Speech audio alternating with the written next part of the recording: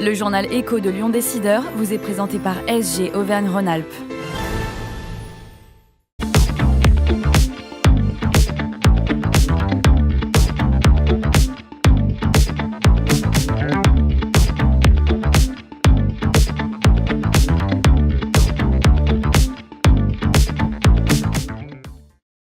Bonjour et bonne année à toutes et à tous. Très heureux de vous retrouver pour une nouvelle année dans le journal Écho de Lyon Décideur.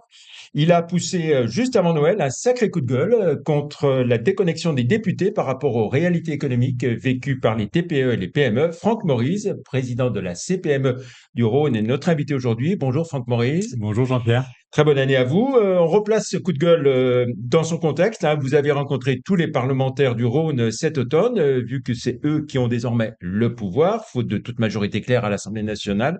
Et vous êtes ressorti abasourdi de ces entretiens. Bonne année, d'abord Jean-Pierre. Bonne année à tous les entrepreneurs sur qui tout reposera. Effectivement, il était important qu'on puisse faire un point au moment où le Parlement devait être réhabilité, au moment où l'exécutif était bien abîmé. C'était devenus nos interlocuteurs privilégiés pour définir voilà les règles sociales et fiscales dans le cadre du projet de loi de finances qui dicteraient notre quotidien et notre avenir, et quelle n'a pas été ma surprise, moi qui ai quand même une noble conception du politique au sens large du terme, moi qui suis très légitimiste vis-à-vis de cela. Effectivement, jamais je n'ai vu une telle distance, voire un tel mépris, en tout cas une telle méconnaissance de ces élus de tous bords vis-à-vis de notre réalité, la réalité de l'entreprise, la réalité des PME, qui n'est pas une opinion politique comme une autre. Notre réalité, c'est celle qui consiste à accepter cette vérité qui veut que sans travail et sans investissement, il n'y aura pas de création de richesse, et qu'ils peuvent bien prétendre à dépenser plus qu'on ne gagne, à redistribuer plus qu'on ne produit, bref, à vivre à crédit depuis maintenant 50 ans. Cette réalité-là va se rappeler à eux et malheureusement à nous. C'est le message que j'ai essayé de leur faire passer. Je ne suis pas certain d'avoir été entendu suffisamment. Alors, la politique, vous connaissez bien, puisque vous avez été très jeune un assistant parlementaire d'un député RPR, ici, dans le Rhône. Et puis, vous avez eu un président, François Turcat, élu à la région et à la ville de Lyon. Rassurez-nous, vous n'êtes pas devenu naïf entre-temps. Alors, je ne suis pas devenu naïf du tout, bien au contraire. J'ai une conviction, même si ça n'est pas une certitude, c'est que le pouvoir, moi qui ai fréquenté, comme vous l'avez dit, les coulisses politiques, le pouvoir, il est du côté des entrepreneurs. Il est du côté de ceux qui créent. Il est que du côté de ceux qui font. Il est que du côté de cette France des solutions, cette France de l'action, et non pas celle de l'indignation ou de l'incantation dans les couloirs de l'Assemblée nationale. J'ai cette conviction aujourd'hui. Mais ce pouvoir-là, pour qu'il puisse s'exprimer, pour qu'il puisse s'exercer pleinement, encore faut-il quand même qu'il soit reconnu, légitimé par ses élus, ces 577 parlementaires avec lesquels il nous faut composer au moins une fois par an à l'occasion du vote du projet de loi de finances. Quand vous parlez de déconnexion, de posture politique, vous l'avez dit aussi, vous ne visez pas que les filles ou le Rassemblement national, mais aussi des élus LR ou des élus du Bloc central? Mais bien sûr. Je suis attristé de voir que certains qui prétendaient vouloir privilégier le travail sont venus défendre les intérêts de 17 millions de retraités, qui ne sont pas tous rentiers, qu'on ne se méprenne pas. Je n'en veux pas à ces petites retraites aujourd'hui qui sont en fait dans la difficulté, pour lesquelles nous sommes battus au titre du minimum vieillesse. Mais aujourd'hui, la réalité veut que nous sommes le seul pays au monde, Jean-Pierre, où le revenu médian des retraités est supérieur au revenu médian des actifs. Peut-on tolérer plus longtemps que tous nos élus, y compris dits républicains, macronistes, continuent à se battre pour privilégier ces inactifs, ces rentiers qui, pour certains, se retrouvent sur les bateaux de croisière ou en cure de thalasso, pendant que nos enfants sont à la soupe populaire? Ça n'est pas acceptable, ça n'est pas responsable vis-à-vis de nos enfants qu'on sacrifie aujourd'hui en leur laissant une dette abyssale un fardeau environnemental abyssal, incommensurable. Le minimum en termes de responsabilité, c'était que toutes leurs décisions leur soient destinées. Alors, les partenaires sociaux, hein, patronat et syndicats de salariés, sauf la CGT, ont signé, en même temps que vous poussiez votre coup de gueule, hein, une déclaration commune en décembre, hein, enjoignant le monde politique à prendre ses responsabilités. Est-ce que vous pensez être aujourd'hui entendu? Bien sûr qu'on l'est. Et plus on sera nombreux à faire entendre la cause de ce que j'appelle les forces productives, c'est-à-dire non seulement les 4 millions d'entrepreneurs, mais aussi les 20 millions de salariés qui malheureusement ne peuvent plus vivre dignement de leur travail. D'où aujourd'hui la pertinence de cet appel consensuel avec les organisations de salariés, même si la CGT n'a pas souhaité s'y associer, faire entendre cette voix de ces derniers qui pourront demain créer des richesses, inventer notre avenir, continuer à embaucher, faire ce pas de côté pour justement répondre aux besoins nouveaux en matière de santé, en matière de vieillesse, en matière de décarbonation, en matière de transition sociétale. Seuls ceux-là nous garantiront demain un avenir meilleur si on devait les entendre et libérer leurs énergies. Libérer ces énergies, ce message s'adressait aux forces dites improductives, qui ne sont pas les élus, qui est aussi la règle bavarde, la loi, la norme aujourd'hui qui est devenue insupportable. On en fait trop par moment quand on transpose les directives européennes en France. Écoutez, nous, on a une On chance en rajoute. extraordinaire. On a une chance extraordinaire, Jean-Pierre. Je vous le dis, il faut qu'on se le dise tous ensemble. On est le pays qui a le plus fort taux de dépenses publiques, 58% de dépenses publiques. On est le pays qui a le taux de prélèvement obligatoire le plus important en Europe, 46%.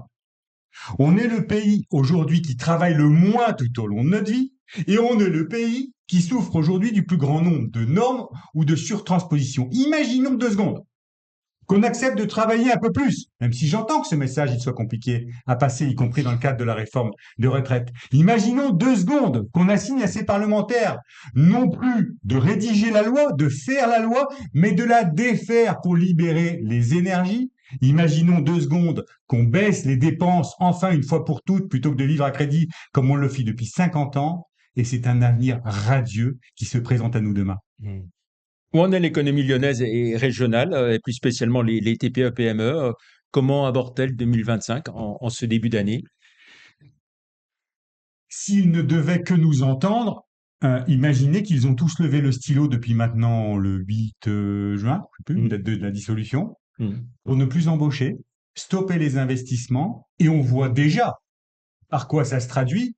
Dans les chiffres du tribunal de commerce, reconnus nationalement, nous venons de dépasser les mauvais chiffres de 66 000 défaillances d'entreprises, procédures collectives aujourd'hui, chiffres que nous n'avions pas atteints, pas pré-Covid, depuis 2010, suite à la crise des subprimes, depuis 2010. Et je ne parle même pas des procédures amiables qui imposent aujourd'hui à nos petites boîtes de renégocier les PGE, qu'elles ont des difficultés à rembourser et à honorer. Et la réalité, c'est ça. Les solutions amiables, c'est une bonne chose, hein, ça prouve qu'on fait de la prévention. Les solutions amiables, c'est une bonne chose, mais c'est aussi la réalité qui veut que nous sommes dans la difficulté pour rembourser ces prêts qui n'ont jamais été des cadeaux, contrairement à ce que prétendaient certains aujourd'hui, sur une durée malheureusement trop courte, 4 ans quand on bénéficiait de 2 années différées, et c'est la raison pour laquelle une procédure amiable nous permet de les amortir sur une durée plus longue, pouvant aller jusqu'à 10 ans. Néanmoins, quand on a dit ça, le petit patron, à la différence du dirigeant salarié d'un grand groupe, lui, il n'a pas d'autre choix. Il est comme le cycliste. S'il s'arrête de pédaler, il tombe. Et donc demain, croyez-moi, et c'est aussi l'ADN et la vocation et l'objet social d'une organisation comme la nôtre, c'est de lui laisser entendre que tout est possible ensemble. Tout est possible ensemble. Si effectivement on arrive à libérer ces fameuses forces productives, si cette proximité avec nos salariés, si cette économie-là d'avenir, qui est une économie de proximité, une économie qui n'est pas soluble dans la mondialisation, dans la financiarisation, est une économie d'avenir sur laquelle nous devrons tous compter. On revient sur les défaillances d'entreprises. Est-ce qu'il n'est pas normal quand même qu'il y ait un effet rattrapage par rapport aux années 2020-2021? on était tombé à 20 000 ou 30 000 faillites contre 60 000 bon an, mal an. Donc aujourd'hui, ces entreprises zombies qui ont continué pendant 2, 3 ans aussi, Ok, qui, ok, très bien. On entend ça toujours, toujours, qui effectivement. disparaissent. Mais bien sûr. Mais pourquoi faudrait-il qu'il y en ait autant? Qui est le propre de la France? Pourquoi faudrait-il qu'il y ait un halo de 60 000 défaillances d'entreprises par an? Pourquoi, si on ne décidait pas demain justement de baisser le poids des prélèvements qui portaient sur ces outils de production, sur ces petites entreprises qui sont suffisamment fragiles mais qui restent un terreau fertile, pourquoi on ne pourrait pas faire qu'il y en ait enfin et définitivement moins? Est-ce qu'on va se satisfaire définitivement d'avoir 60 000 défaillances d'entreprises? Mm. Non, je ne m'y résigne pas. Mm. Réduire les déficits et le montant de la dette, cela veut dire faire des économies ou augmenter les impôts, ou les deux, dans quelle proportion? Jean-Pierre, c'est déjà disproportionné. Nous savons la médaille d'or des prélèvements obligatoires. Il n'est pas question pour moi de poursuivre la politique qui consiste toujours à dépenser plus. Nos élus ne pensent qu'à dépenser, sans jeu de mots. Mm. Aujourd'hui, il est si facile de s'attaquer à l'éléphant au milieu de la pièce, qui sont les dépenses. Vous vous rendez compte? 1600 milliards de dépenses. Alors, dans Il quoi, s'agissait de d- baisser dans de quoi, 2,5% ces dépenses-là. dans quoi est-ce qu'on taille, par exemple? Je vous donne un exemple très simple. Mm. On parle par exemple, j'entends parler tous les jours d'injustice sociale et fiscale. Alors que nous sommes, c'est important qu'on perce cette baudruche-là. Nous sommes le pays le plus redistributif au monde. Les injustices, c'est quoi? C'est entre ceux qui bossent et les autres.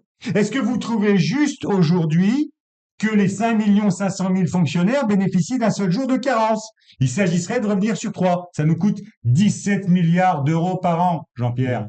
Est-ce que concernant les retraités, pour revenir là-dessus, il est normal que les retraités bénéficient de 10% de baisse pour frais professionnels alors qu'ils ne travaillent plus? Est-ce qu'il est normal qu'ils bénéficient d'un taux de CSG pour des raisons toujours exclusivement clientélistes? Est-ce qu'il est normal que nous ayons 1 100 000 fonctionnaires sur 5,5 millions qu'on considère comme étant l'administration de l'administration, c'est-à-dire un fonctionnaire d'éducation nationale qui n'a jamais vu un élève et un fonctionnaire des hôpitaux qui n'a jamais vu un patient? Moi, je vais vous prendre un seul exemple pour être pragmatique. Le ministère de tutelle, mon ministère de l'Agriculture, 1980, 1 200 000 agriculteurs. Il y avait 18 000 fonctionnaires au ministère de l'Agriculture. 2024, malheureusement, moins de 400 000 agriculteurs aujourd'hui, 3 fois moins.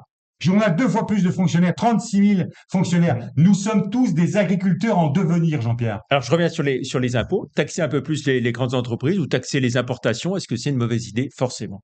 Alors, taxer les grandes entreprises à partir du moment où elles l'ont accepté, puisque c'était le propos de nos homologues aujourd'hui du MEDEF qui disaient que si ça devait s'inscrire dans la durée, elles étaient disposées à le faire et manifestement, ça va se produire puisqu'elles peuvent le faire. Mais c'est important de profiter de ça pour rappeler justement l'hétérogénéité de notre économie nationale. Si 440 boîtes, puisqu'il s'agit de 440 entreprises, sont susceptibles de payer des impôts sur des super profits, le reste des 98% des entreprises françaises qui comptent moins de 20 salariés en est dans l'incapacité. C'est ceux-là qu'il nous faut plus que jamais privilégier. Un mot très vite parce que le temps passe. Sur l'apprentissage, les aides ont été reconduites en 2025, notamment pour les entreprises de moins de 250 salariés. C'est un motif de satisfaction, j'imagine? Bien sûr. C'est notre raison d'être à la CPM. Obtenir des décisions légales, réglementaires, fiscales, sociales en fonction de la taille des entreprises. Que celle de moins de 250 salariés ait été ménagée, privilégiée pour effectivement conserver cette aide non plus de 6 000 mais de 5 000 euros pour les apprentis au moment où il s'agissait de préserver le travail et notre jeunesse, c'est une excellente nouvelle. En matière de réforme des retraites et dans tout le champ social, êtes-vous d'accord avec l'idée que le gouvernement devrait laisser les partenaires sociaux trouver des compromis et se mettre d'accord entre eux? Eh bien, au même titre qu'aujourd'hui, nos élus souffrent d'irresponsabilité. Il est grand temps que l'ensemble des partenaires sociaux deviennent plus responsables que jamais pour signer, eux, des accords, ce qu'on appelle nationaux interprofessionnels. Heidi, oui. On vient de le prouver en signant un accord sur le partage de la valeur aujourd'hui. À nous de le prouver sur la réforme de la retraite, sans revenir naturellement sur l'âge légal, mais bien sûr sur L'âge légal, l'égalité. c'est un totem, c'est un tabou selon vous ou non? Mais c'est une réalité qu'on va prendre en pleine tête. Ce sont nos créanciers qui détiennent notre dette à hauteur de 54% étrangers qui demain ne nous accorderont pas les 300 milliards puisque c'est la seule réforme structurelle majeure du quinquennat Macron. Pour finir, on en revient à l'actualité de la CPME avec l'élection de son président au niveau national, dans laquelle un Lyonnais, Gaëtan de Sainte-Marie, se présente et candidat. Vous nous confirmez que ce n'est pas très bien engagé pour lui? C'est compliqué, qu'est-ce que je suis fier du boulot qu'il a fait, qu'on a fait modestement, mais force est de constater que il existe encore en France cet hermétisme, voire cette distance entre les Girondins d'une part, les Jacobins d'autre part. On voit bien que la présence de nos Parisiens, les candidatures parisiennes sont plus faciles pour exister dans cet écosystème qui reste encore éloigné de nos réalités. Gaëtan fait tout ce qu'il peut, il donne tout ce qu'il peut. Je serais très fier qu'il fasse un très bon score. Tout n'est pas joué. L'élection, comme vous l'avez dit, aura lieu le 21 juin. Il donne tout, mais nous sommes challengers. Merci beaucoup, Franck Maurice, président de la CPME du Rhône. Merci. Avant de nous quitter, je vous laisse découvrir le dernier numéro de Lyon Décideur, en kiosque depuis jeudi, avec un dossier sur les pépites lyonnaises à l'international, mais aussi l'édition 2025 de l'Annuaire des leaders qui compte à Lyon, avec 650 leaders présentés en tout. Et vous y êtes, bien sûr, vous y figurez en bonne place, Franck Maurice, et je suis très heureux de vous offrir ce magazine et cet Annuaire des leaders. Merci, bonne fin de semaine, et encore une fois, meilleurs vœux pour 2025. On se retrouve vendredi prochain pour un nouveau Journal Éco. Merci, au revoir. Merci Jean-Pierre.